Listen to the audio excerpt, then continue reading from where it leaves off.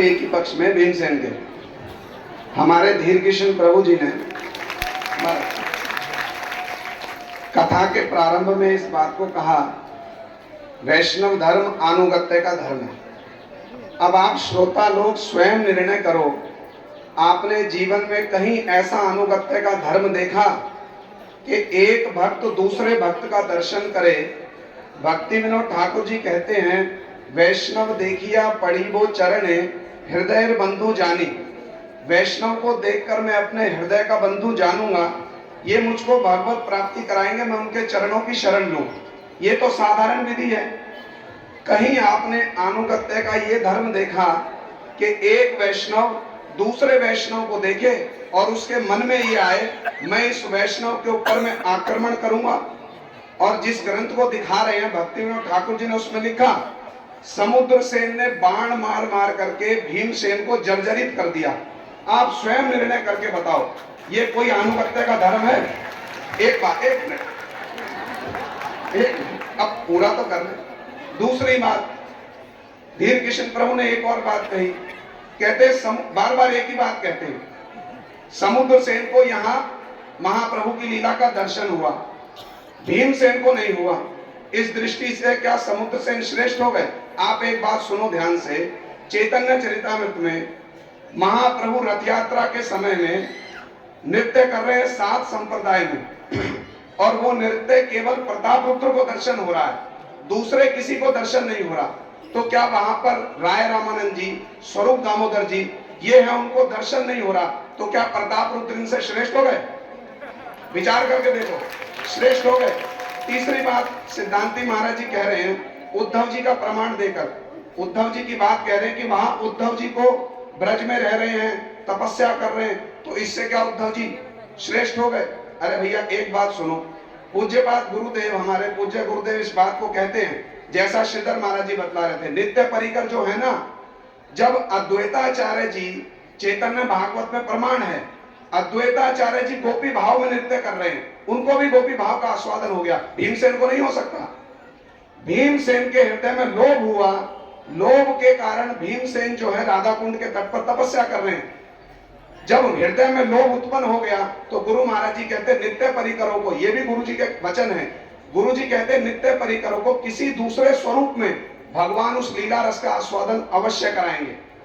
चौथी बात, शब्द प्रमाण की बात कह रहे, ग्रंथ खोल, खाली ग्रंथ दिखलाया, उसमें से प्रमाण तो दो निकाल करके, उसमें प्रमाण दो।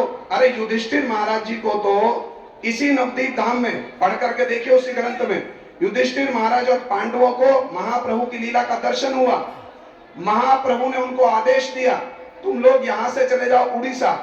अभी पूज्यपाद त्रिविक्रम महाराज जी बहुत अच्छी बात कहते थे, समुद्र सेन ने भक्त को भी कलेश दिया, भगवान को भी कलेश दिया। कलेश देने वाला कोई भक्त हो सकता है? पहले कलेश किसको दिया? भीमसेन को। फिर दूसरा कलेश किसको दिया? भगवान को। आपको दर्शन देने आना पड़ेगा। युधिष्ठिर महाराज जी को भगवान ने कहा, महाप्रभु ने, जाओ उड़ीसा जाओ, भगवान की इच्छा पूरी करने के लिए चले गए। पूज्यपाद त्रिविक्रम गोस्वामी महाराज जी कहते हैं, आत्मेंद्रिय प्रीति वांछा तारे बोली काम, ये समुद्र सेन कामुक है, कामुक व्यक्ति कैसे शुद्ध भक्त हो सकता है? हरे कृष्ण। अभी हमारे गोदायन महाराज जी भी कुछ कहेंगे, मैं एक दो बात, क्योंकि एक साथ ही 4 पॉइंट आ गए, एक एक करके करते तो अच्छा था, नहीं उसमें भी ठीक है, क्योंकि मेरी स्मृति खराब है, मेरे को याद नहीं रहता, कोविड के बाद मेरी स्मृति चली गई। एक बात बस, जो सबसे पहला पॉइंट उन्होंने रखा, किसी एक भक्त को इस प्रकार से बाण से छंदी करके, ये कौन सी पद्धति है?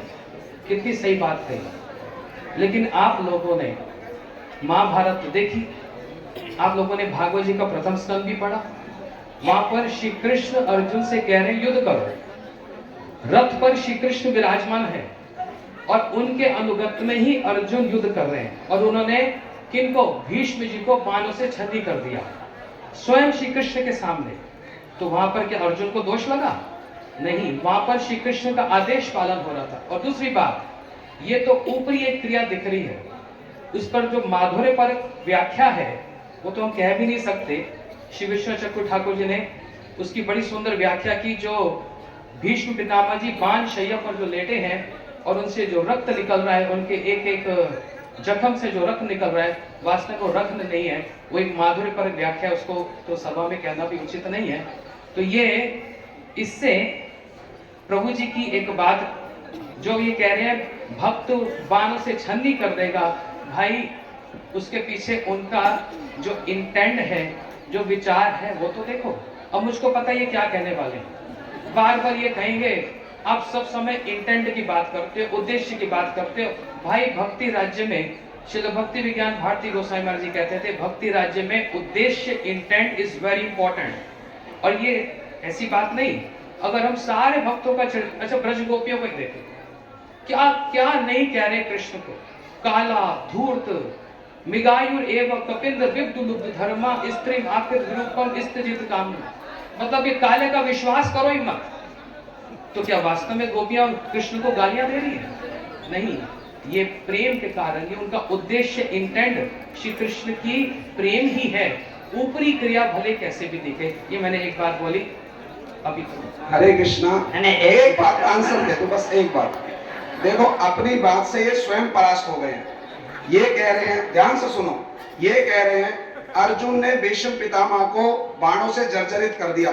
छोटी सी बात समझो, अर्जुन युद्ध करना चाह रहे थे स्वयं? खुद बतलाओ, करना चाह रहे थे कि नहीं? किसके कहने पर किया? इच्छा किसकी पूरी की? प्रसन्नता किसकी की? समुद्र सेन ने किसकी इच्छा पर किया? अपनी इच्छा पर किया। इसको कहते हैं आत्मेंद्र प्रीतिवांछा तारे बोली काम। समुद्र सेन कामुक है, अर्जुन भक्त हैं, कृष्ण की इच्छा के लिए लड़ रहे हैं, समुद्र सेन अपनी इच्छा के लिए लड़ रहे हैं। कौन बड़ा हुआ? हाँ, हरे कृष्ण।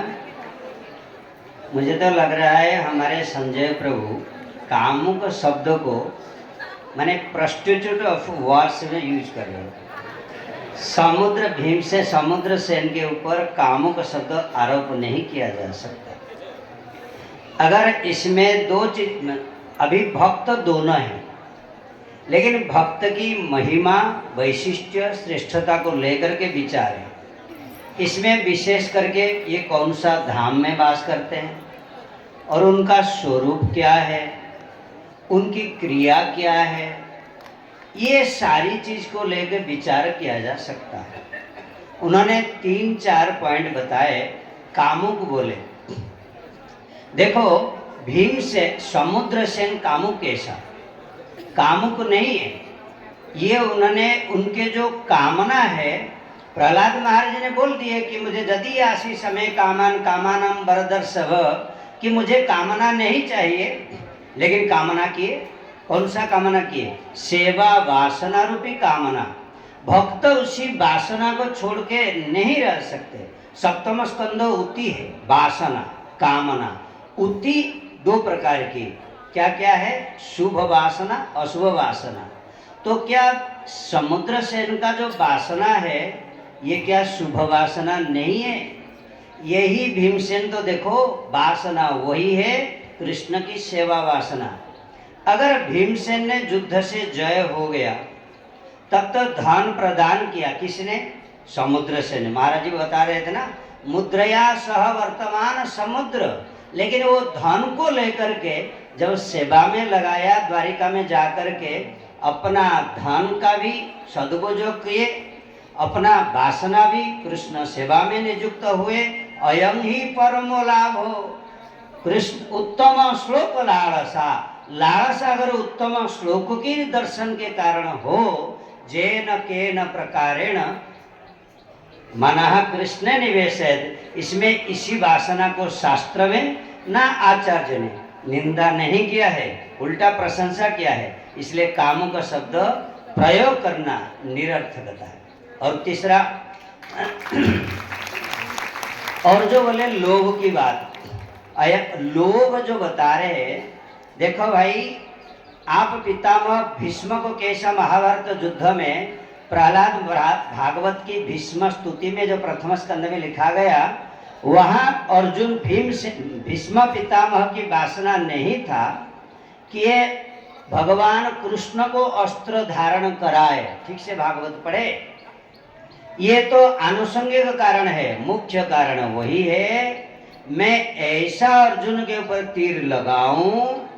भगवान भक्त वात्सल्य है, उनका सारी गुणों से सर्वश्रेष्ठ भक्त वात्सल्य है। और भीम से जो भगवान अर्जुन के ऊपर तीर लगाने के कारण भगवान रह नहीं पाएंगे, अपना भक्त वात्सल्य गुण को दिखाएंगे और मेरा उनका भक्त वात्सल्य का गुण दर्शन हो जाएगा। भगवान की भक्त वात्सल्य गुण को प्रकट कराने वाले भी पितामह भीष्म जैसा है, ऐसा भगवान के अंदर जो भक्त वात्सल्य उसी गुण को प्रकाश करने वाले हैं समुद्र सेन। तो इसलिए दोनों तरफ से चाहे लोभ हो चाहे कामुकता हो, ये शब्द प्रयोग ठीक नहीं। और एक कारण बोल दी आपने, लगातार 3 कारण बोल देना, इसलिए बोलना पड़ेगा। 1 मिनट, धाम के बारे में बोल दी तो नहीं, गौर धाम जो बोले आप लोग बताइए।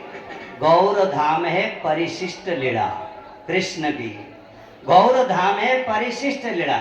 इंद्र ने कृष्ण लीला में समर्पण हुए, स्तुति भी किए, लेकिन जब तक गौर धाम में नहीं आए तब तक पूरा नहीं हुआ। ब्रह्मा स्तुति किए अपराध के कारण, लेकिन जब तक उन्होंने गौर धाम में हरिदास स्वरूप में प्रवेश करके भजन नहीं किए तब तो उनका परिसमाप्ति महाराज नहीं हुआ। तो इसलिए गौर धाम भी श्रेष्ठ है। अभी आप उनको खंडन करो। हरे कृष्ण। मैं बताता हूँ, देखो एक सेकंड गुरुदेव कहते थे, एक लाइन बोल रहा हूँ। समुद्र सेन बंगाल का पतला दुबला सीकड़ा आदमी, चावल खाने वाला, और भीमसेन इतने हट्टे कट्टे तगड़े, उन्होंने भीमसेन को तीरों से बीज कैसे दिया? क्योंकि उनके हृदय में राधा कृष्ण रहते थे, ब्रज वाले, और उनके हृदय में गोपी भाव था। वो गोपी भाव और राधा कृष्ण का प्रेम और गौर प्रेम इतना तगड़ा था कि उसने पतले दुबले समुद्र सेन ने और भीम को क्या किया? परास्त कर दिया। इसका मतलब है गोपी भाव जो है वो भीम भाव से बहुत ऊपर बढ़कर है, वो परास्त करने वाला। हरे कृष्णा। अब सुनो ध्यान से। पहली बात बोधायन महाराज जी कह रहे हैं कामुक शब्द प्रयोग करना निरर्थक है। तो मैं कहता हूँ ब्रज गोपियां कृष्ण को कामुक कहती हैं, आज के बाद इस शब्द का प्रयोग मत करना, निरर्थक है। प्रभुपाद जी कहते हैं कृष्ण से बड़ा कामुक जगत में कोई दूसरा नहीं है। आज से आप कृष्ण को कामुक कहना बंद कर दो। कृष्ण ब्रज गोपियों के संग की कामना करते हैं तो कृष्ण कामुक है, तो कृष्ण के लिए भी कामुक शब्द प्रयोग करना निरर्थक। एक बात आज के बाद मत करना।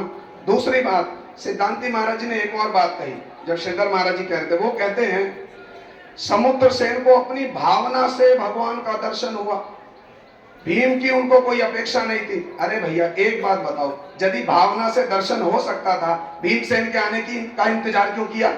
भावना से पहले ही दर्शन कर लेते।